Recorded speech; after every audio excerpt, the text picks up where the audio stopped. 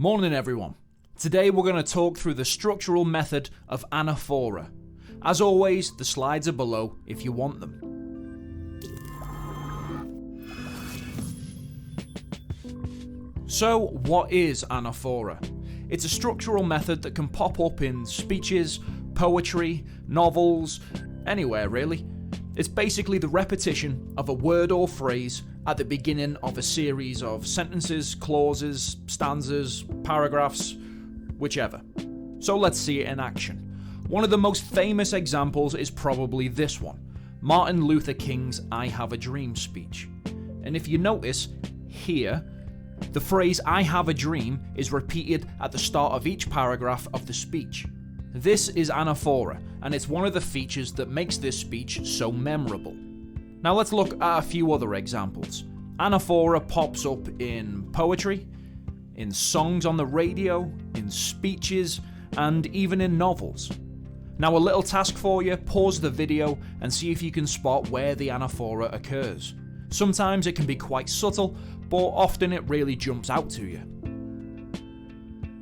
So as you've just seen, it can be quite simple to spot anaphora in use.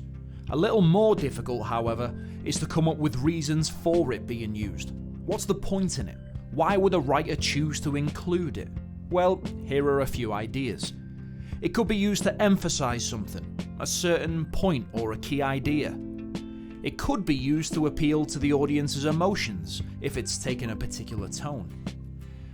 Maybe it's there to add to the rhythm of the lines or the words, particularly for poetry. It could be used to make something more memorable.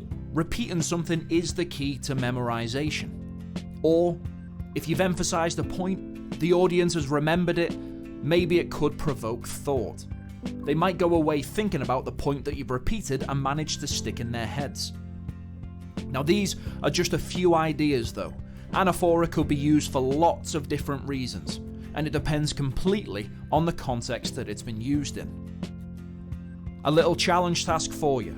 Pause the video and see if you can spot the anaphora in this poem by Walt Whitman, Out of the Cradle Endlessly Rockin'. And as a bonus, see if you can explain the effect of each use of the technique.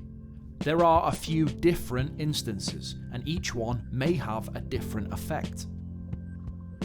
Now if you found this useful, a like, a comment, a subscribe would really help.